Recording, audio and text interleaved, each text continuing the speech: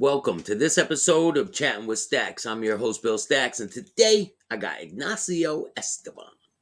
What's up, Yo, man? what's going on, man? I'm getting me a regular now, huh? Yeah, I like having you on. You're a wealth Thank of information, and I people appreciate like that. you. No, it's fun to do these shows. We can talk a lot, and I think your audience is gonna really like this one too. A follow up from El Chapo one. Yeah, so that's the person who took El Chapo's place, right? The person. Well, it's different cartels, but he is now the most wanted man in Mexico and the U.S.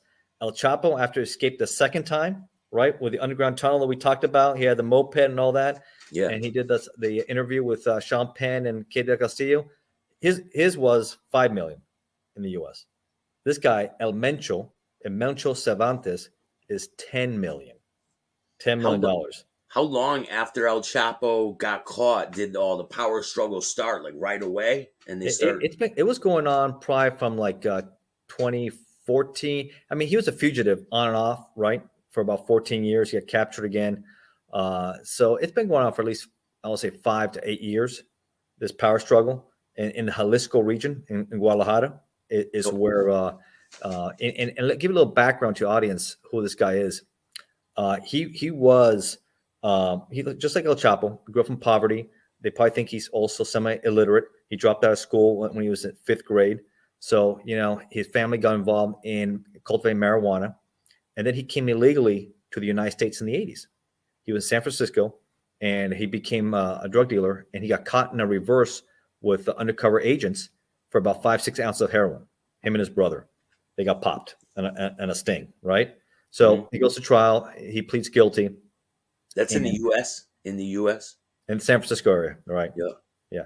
His brother was looking at life, and he ends up getting deported after about 3 years. And then he decides to join the police department. So he's a convicted felon. He joins the police department in Mexico because they don't care. They don't know backgrounds. They don't care in Jalisco area, right? Small town. And he's there for years. And then, so he's a dirty cop probably. And then he ends up going into the Millennium Cartel, which is like the paramilitary group of the Sinaloa. So he was part of that group. And then they had a huge fallout, right? And then he decides, him and some other guys formed what they call later CJNG, the Cartel Jalisco New Generation, Nueva Generación. And they really start rising up because this guy has law enforcement experience. They have the weaponry, and they're not afraid to go after anybody and everybody. I mean, they go after their enemies. They go after the police. They had RPGs. They're famous enough that they shot down a military helicopter with an RPG. Wow.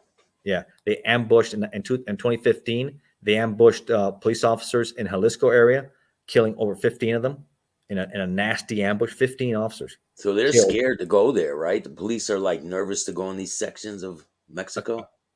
Not just that. Also, according to the Mexican government, he's worth over $50 billion in assets. Right, $50 billion, and he buys a lot of people. So and it's shown that he buys a lot of guys in that area. And a lot of people there are poor, they're struggling. The police don't get paid much. So like I said, either the carrot, I think I mentioned last time, or the stick. You offer you the carrot. If not, they bring the stick. And it's pretty intense. And it's not just for them. It's for the family, everybody else. So they're hiding stuff like that. So those are some of the things which is interesting of this guy here. So right now, he is the most wanted man in the United States of Mexico with over $10 million offered so far. That's the most the U.S. ever offered for any drug lord, right? What makes the U.S. come after you like that? Like, what makes you the target? Could bringing drugs into the U.S. and they catch you? They're conspiracy cases, right? They're involved in massive drug conspiracy cases where the drugs are either manufactured or distributed from Mexico to the U.S. And he has a huge network, right? So he's organized crime.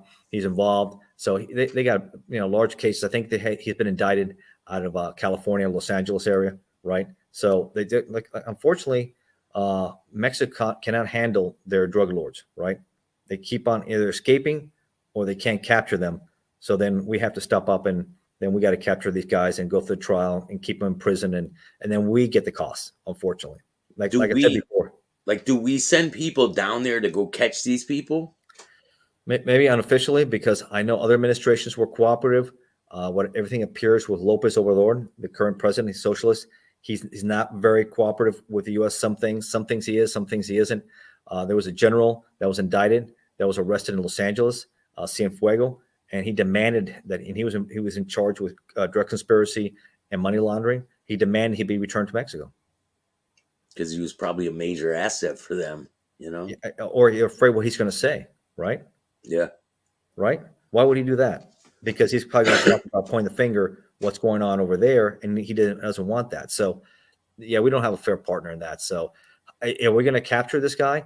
Well, the difference between him and El Chapo, he learned a lot from El Chapo. You know, after the famous escape he had the second time with the underground tunnel, what does he do? He does a big interview with Sean Penn in the mountains and Kate del Castillo. This guy doesn't do that kind of stuff. He keeps low key. He doesn't have like Escobar, a huge palace, right? Where everybody knows where he's at, right? Yeah. This guy's hopping around everywhere because he knows he's being sought after. And he's keeping a low key, low profile, what I'm reading and studying. And he doesn't have a huge entourage. He has security teams. They're watching anything unusual. They're moving and a little different. Plus, he has that law enforcement military background, right? So he's a lot different than El Chapo is. So we'll see. CJ&G is a big rival. They've gone up the ranks there. They've taken it to Sinaloa, and they're not afraid to go to war with anybody. In fact, this is interesting here. They had a fallout. The guys that left, the assassins, because he was an assassin for the Sinaloa cartel, the four of them right there. And their job was to protect the high-ranking members of Sinaloa and also kill who they have to. So the four of them, when they formed CJNG, three of them decided to form La Nueva Plaza later, which is the new plaza, which was so they were trying to splinter it. But El Mencho took care of a lot of these guys. And El Cholo, which was a big problem for him, he ends up being captured. You can see it on YouTube. He's surrounded by CGNG guys. The next thing you know, he's killed and he's wrapped in plastic and he's found on a park bench in Guadalajara. That's the guy they captured and they had the video of him, right? Yes, you saying that? Yeah, yeah. I'll put a clip Yeah. of the video. His name is El Cholo. El Cholo, right? He was, and those guys were all tight when they decided to split from Sinaloa. They were part of Millennium to form the CJNG group. But they all thought they can, outdo him. But systematically, the guys that left him, he's either had him arrested or he's had him killed. So all the guys that left him, it seems like he took care of them. So it looks like CJNG has complete control of Guadalajara and the Jalisco area. So yeah, you look at the video, you can see how he's found. He is wrapped up in plastic after he was killed. He's sitting on a park bench in Guadalajara, right? And it says here, this is the traitor El Cholo. It's like a thing on his chest, right? Yeah, that's what these guys do. Send a message. You betray me, this is what I'm going to do to you guys. And he had probably an easier death than some of them because a lot of these guys, they're in parts, right? Because it's not uncommon either. When they're battling, let's say Los Zetas, they're the big rivals of CJNG, and they're brutal. They used to be the paramilitary group of the Gulf Cartel, and they're absolutely brutal. It's not uncommon just to find heads of people, right? Guys have been dismembered. They want to make sure you can see the head, so they dip it in like ice, right? It's frozen, so when they find it, you can see it, or in lemon juice to help preserve it, right? These guys really do crazy stuff like that. So, but he didn't do that with this guy. He just wrapped him up. He didn't dismember him. He didn't torture him like that. He was tortured a little bit, but not like some of these guys that bring the blow torches so you don't bleed out. So they keep on cutting you, and you're seeing you're being cut alive, right? There's a couple different ways for them to kill people. Like kill them in the street and have it be public so everybody knows not to mess with you. Yeah. Or you just grab them up and you kill them quietly. And you bury the bodies or dissolve them in acid like they were doing down there. Yeah, they do that a lot too. Acid barrels, right? They put you in those acid barrels, and that's it also. Or set you on fire, right? They put you around and put a tire around your neck and set you on fire. So, these guys, they're absolutely brutal. Or sometimes put you on YouTube videos. Put a tire around your neck? Like a car tire? Yeah. Light it? Yeah. I never heard nothing like that before, man. You know where you'll see that a lot? In Haiti. That's crazy. They had tie him to a pole or something. They put you in there, tie you up, put your tire around your neck, and light you on fire. That was very typical. You see that in Haiti and other places. They had a name for that. I don't remember right now what they used to call that. It's some sort of necktie, they call it. And I never heard that, man. You look at that, and you see a lot of these places. Wow. People get creative how they kill each other, right? Especially in those Caribbean places, they have machetes. They have all kinds of different. I mean, they have them everywhere, but they use them quite a bit down there. You know. Machetes are easier to come by. Obviously, they have reasons to use it. Dual useful, right? They can use it for cutting down coconuts or whatever they need, or they Mhm. can take care of business. Yeah, I was watching a thing about, I forgot where it was, but these dudes were battling it out in the street with machetes, and a lot of them had missing limbs and big scars on their faces. It's a dangerous game, man, playing with machetes and things like that. Yeah, you see that in Africa a lot too. Yeah, But then with the merchants of death and different people supplying weapons, then they start using AK-47s.